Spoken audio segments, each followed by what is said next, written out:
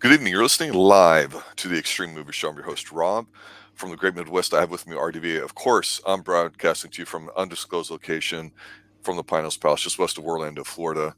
And RDV, I gotta say, I'm a little bit surprised about tonight's movie, The Covenant, with Jake G. Gyllenhaal, whatever the hell you call it.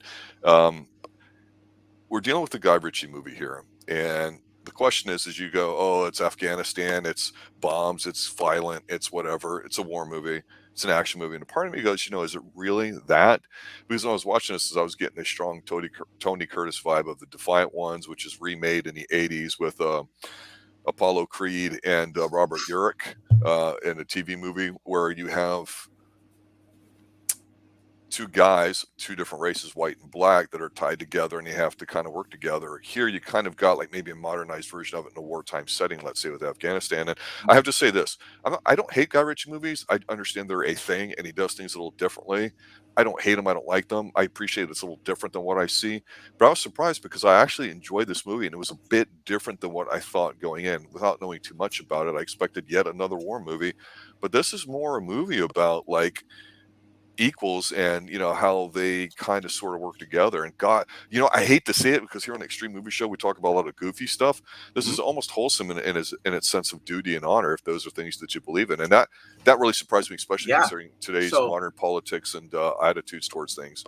if you are a fan of 13 Hours, that movie, or if you like that movie, or what was the other one they had?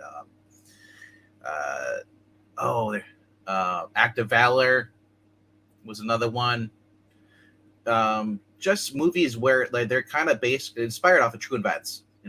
This Right. wasn't these characters were made up, but they actually was a real thing and going on. And they tell you at the very beginning, after 9/11, we went to Afghanistan. We started, United States started offering visas to interpreters to help us, in the battle. And like you said, and then because everybody knows what happened in 2021, how we just pulled out and left everybody to die.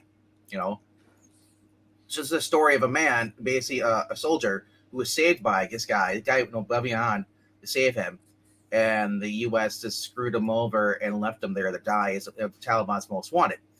Now, this I believe is true because the way we left, they even say at the end of the movie, over 300 people were left behind.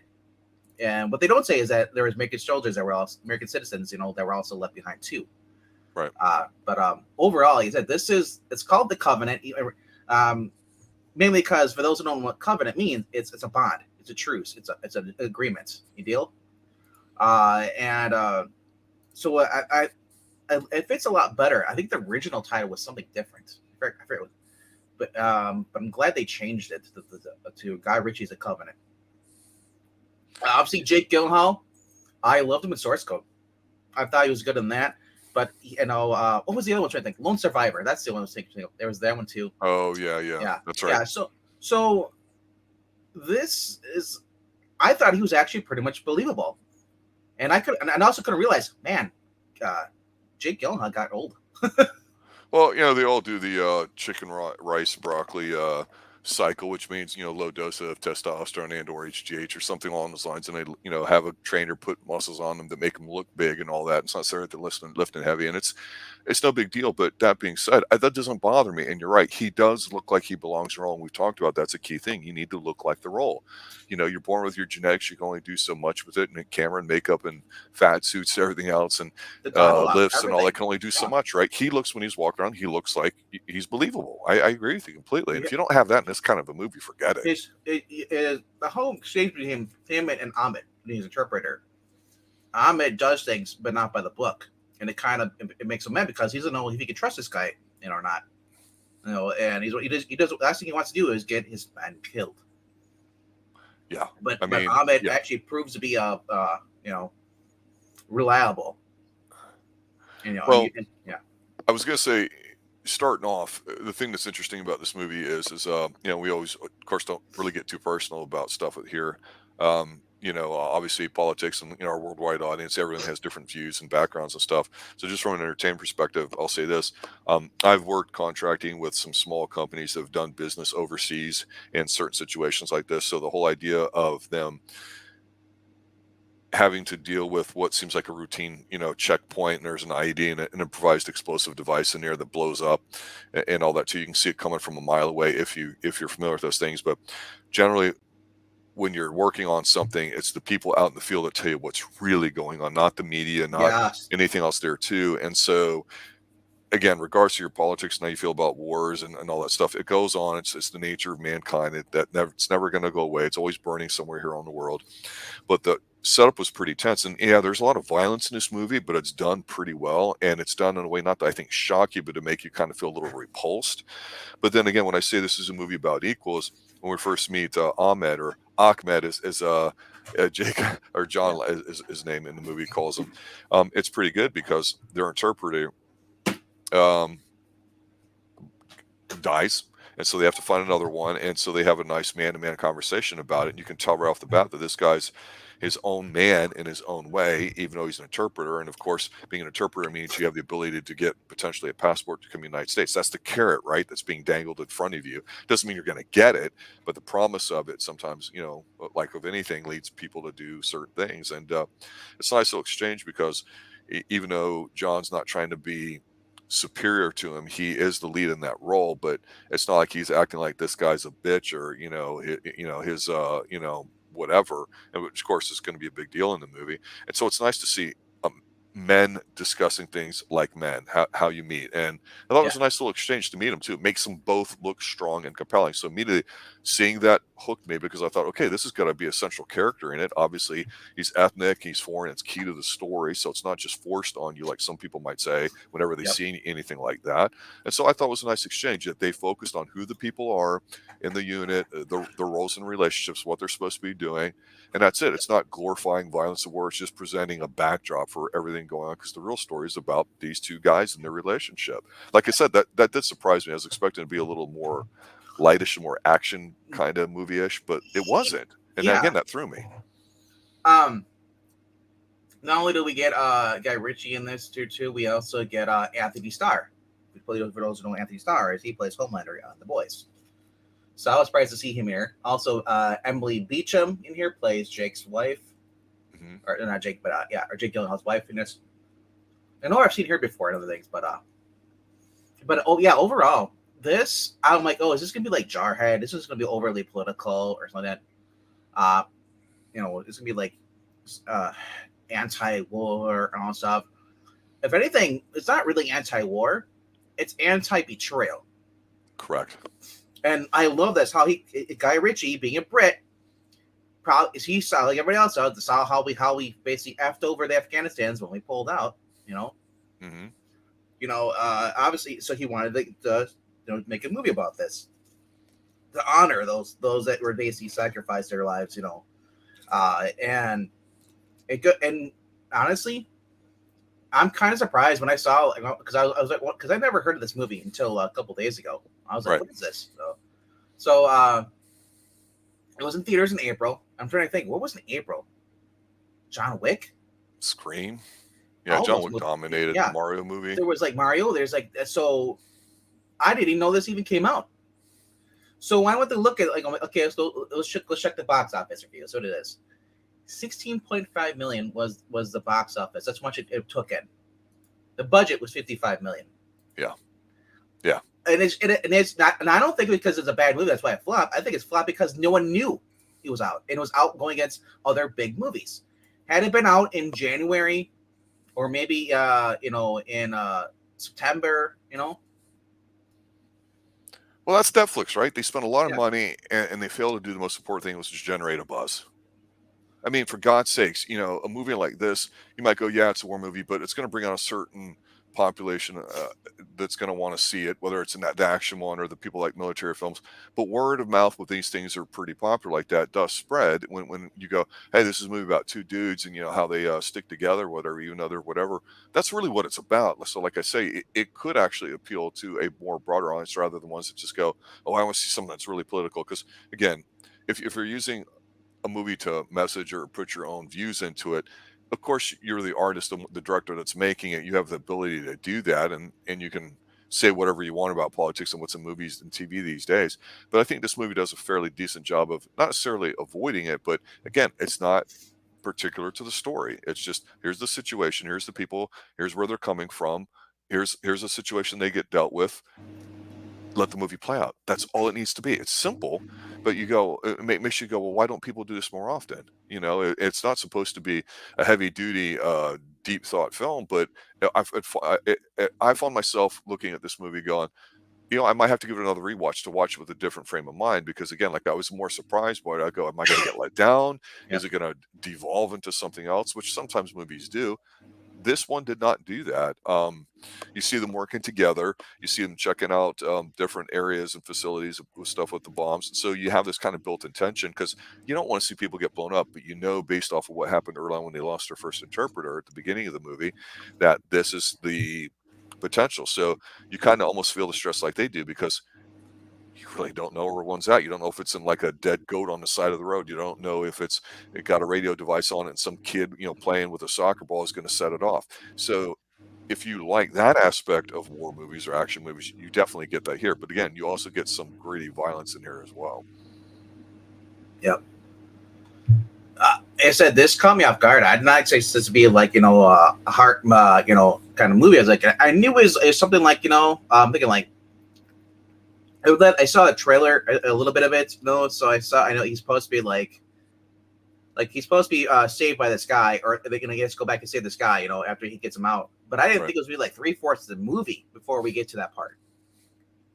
That was caught me off guard. I was like, I'm looking at the time. I was like, all right, when's he supposed to, like, you know, go back and save him and stuff? It's like it was, and I'm not saying like it was dragged out, like he took like a good chunk of the movie where he finally like, you know what, I'm gonna go back and get him.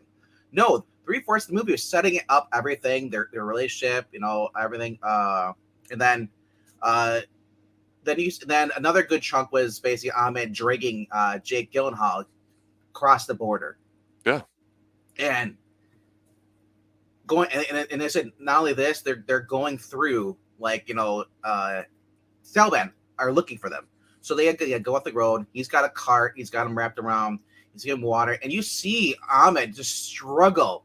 He gets to like a little divot, and then the wheel gets stuck, and he just screams, man. It's like he's so upset, and he just wants to give up, but he won't. That's trauma. I mean, that's tension right there. It sounds silly, but I mean, you know, every human being can identify, even if they've not been in a situation, with just certain things, and struggling physically with injury or out in the wild, you know, those kinds of things. That's something we can all kind of relate to in some way or another. We've all been hurt. We've all, you know, experienced what it's like to not feel good, whether it's through sickness or injury or some condition or whatever.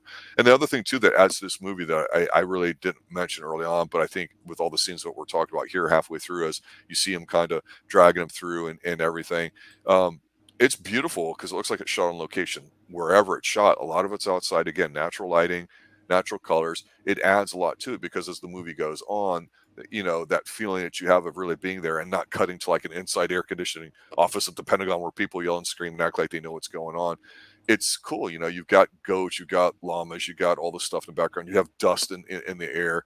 The fires look like the real that are burning in the background and everything too.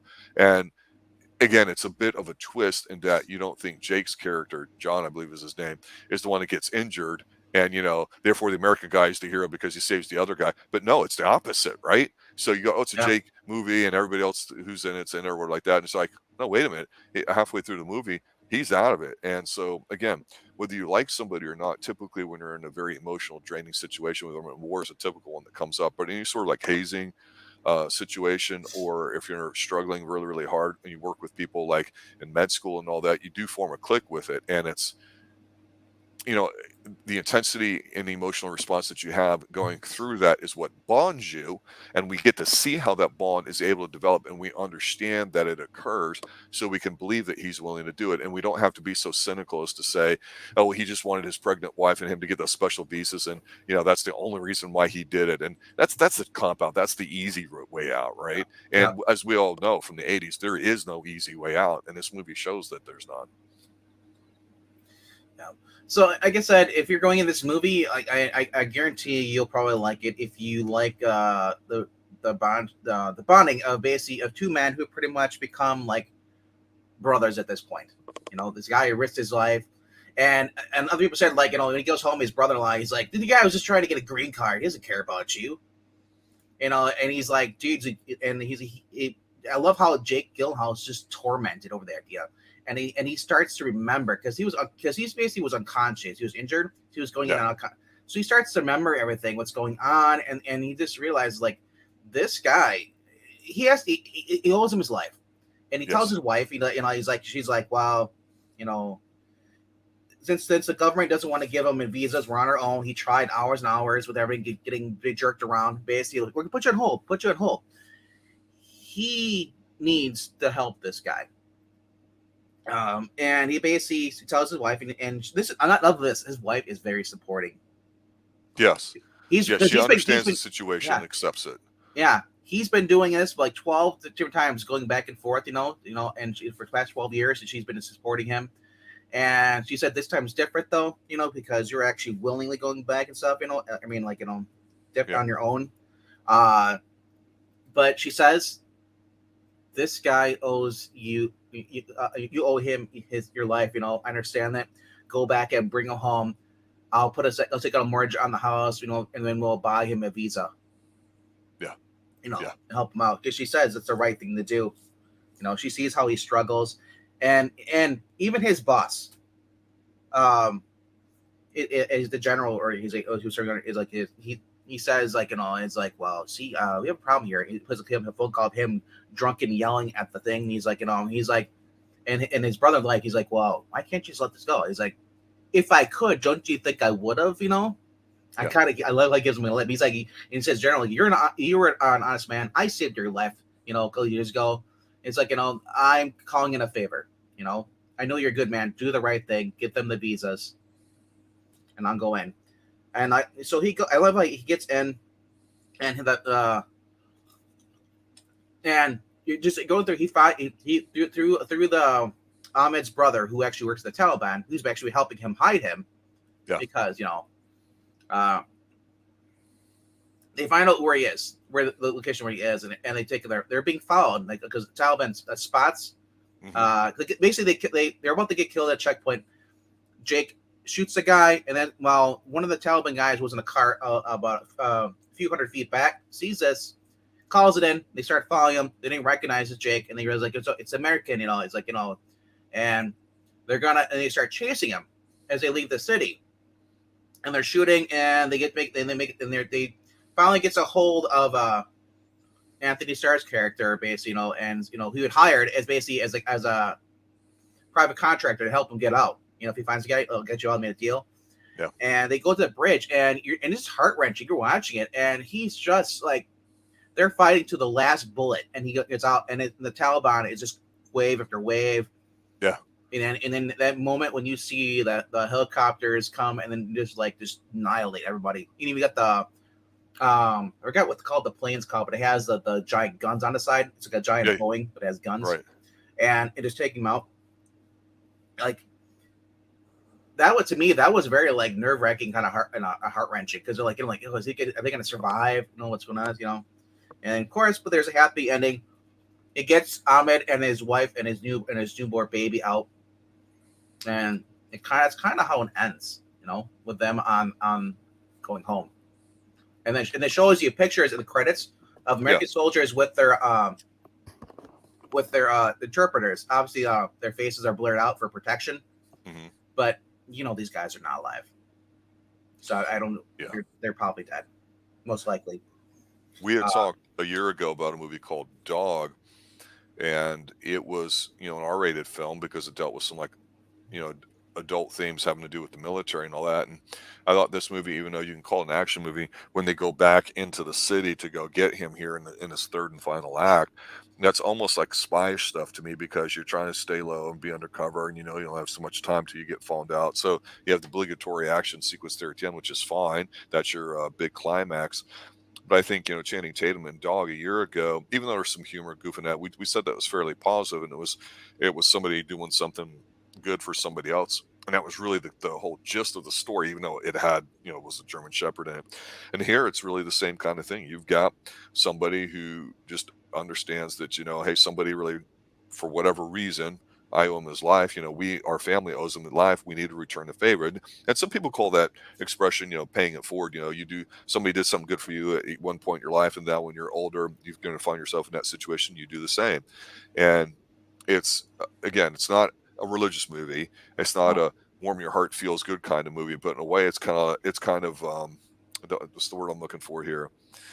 It's a film that when you watch it and you see it, you feel kind of like, damn it, I wish there were more movies like this, or the message is in there. It's like it confirms the inherent goodness that men can have. And I'm not saying that it's always that way and everybody's a goody two shoes, but we have not seen a great deal of positive messaging in movies, regardless of how the movie portrays it.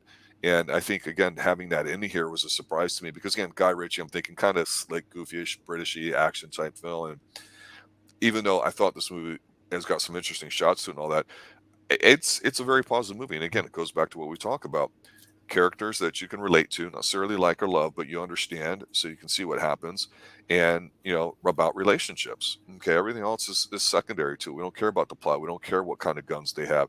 It means nothing. It could be the Taliban in Afghanistan. It could have been something else. Whatever details. But for whatever reason, again, to your point you mentioned earlier about Guy Ritchie making this movie, I got to give him credit because, again, not the huge fan of him. Like, I'm like, oh, it's a Guy Ritchie film, I got to see it, right? I'm not But the like opposite. Tarantino, you know what you're going to get. Carpenter, you know what you're going to get. You know pretty much what you get. This one surprised me a little bit, and my initial overreaction would be is I think it's probably one of his better films that I've seen, just because it's kind of no nonsense, and it's not quite the love story between two men that Brian song that James Caan film I reviewed recently here on the Extreme Movie Show, um, back in the '70s. It can make you cry. This one, it's not like that where it's hokey, but you're like, at the end, weren't you kind of satisfied? Like, hey, fuck yeah, they did the right goddamn thing, and that's about fucking time. I mean, Yeah, that's how I felt, right? and that's. I mean, there was stories of American soldiers who left. We're going back as private citizens, and we're flying back and helping rescue people that were left behind. Yeah, yeah. And this, it holds truth to that kind of spirit. So I mean, that's what made it more believable. Uh, Man, You said something interesting about Guy Ritchie that I don't want to get too deep politically here, because we can say we want about America's current president and policies and stuff, and what happened in Afghanistan, whether we should have been there or not, and America's history of butting in around the world, which they have done. I mean, it just but seems don't you like find it ironic that a British person, Guy Ritchie, has the stones to make a movie like this when nobody in America will? It's just a rhetorical question, but I yeah, found that remark that you said kind of insightful, because but it's you're right. Other people see it and can have their own views on stuff. So we don't have to show the American as a guy. We can show the American as somebody that needs to have somebody else. So maybe in his mind, it's a vision of, what America needs to recognize is the fact that, you're not this almighty superpower and other people can't help you out. Here's a way of telling it. Now, I'm not saying he did that, but you could easily look at it that way, right? yeah. Like I said, I pretty much yeah.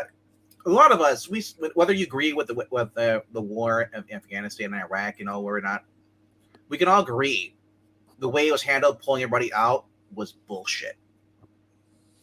And it's just like the American citizens were left behind. Not only that, we left behind all this equipment stuff. So now the Yeah. Afghanistans have. It's like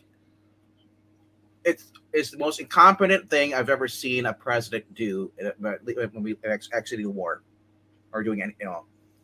Well, as Ed mentioned in chat, it's Yeah, 100% money laundering, and yeah, it it's a is. big grift in its own way too. Yeah, There was a time when, what's the mission? Execute the mission, and that's it. And now it's everything else but that. Is there asymmetric warfare going on? All different things, political, it's economic, before the actual guns and boots hit the ground, really. And that's just the way modern warfare is. And it's yeah. we're in interesting times. But again, regardless of all that, story between two humans, and just There's the relationship. That's it. there's That's there's great. there's no denial of that. That you could profit off a war, but it provides jobs. People making the bullets, people making the guns, people making the armor tanks. People making all the plane stuff. Right. It actually gives people jobs. War is horrible, but you should always be prepared. That's why I like the fact that whatever anybody thinks about Trump, I like the fact that he actually increased our military back to its correct size after Obama decommissioned everything. like I said, it's. I'd rather have stuff sitting there ready to go than having hardly anything. We're scrambling trying to make stuff when we don't hardly have any resources because we outsource from other countries. You know.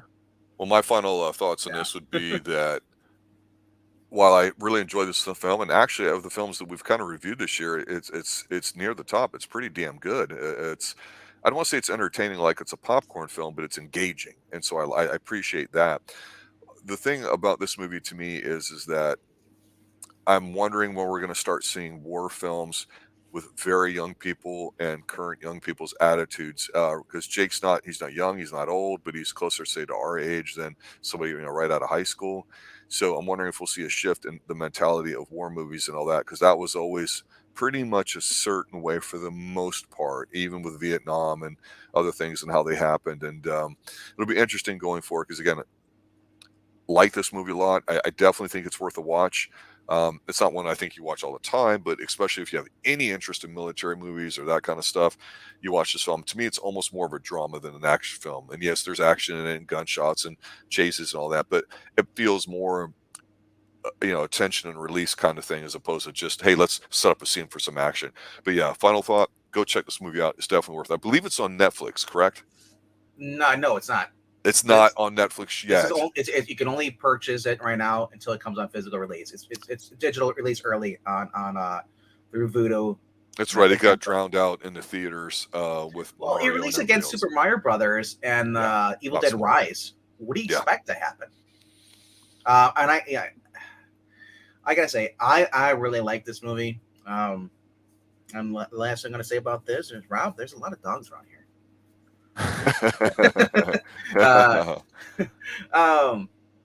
So yeah, I mean it's an MGM movie too. Yeah, there you go. Yeah, so you look on Google, its IMDb shows it 7.6 out of 10. The pirate side shows 8 out of 10. So, and you're getting a positive review from both Rob and I. Hell, it's frozen over.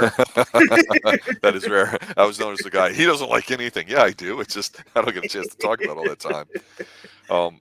Yeah, very good movie. Kind of a surprise choice there too. For those just joining us here as we're wrapping up, obviously, we may this weekend be back on schedule with our Wayward Pines TV review. I'm still going to continue with Silo and all that, and then to be determined at 7:00. We may let everybody know ahead of time what that's going to be as our third musketeer decides to come back to the fold. Yes, the professor returns Sunday night. Yeah, maybe we have to do professor movies. I don't know. But anyway, so we got a bit of a backlog here. Again, guys, appreciate y'all spending time hanging out with us and listening to. If you have any particular ones that you're like, man, I wonder what these guys would think about this and all that, or you want us to get really hardcore, that's fine.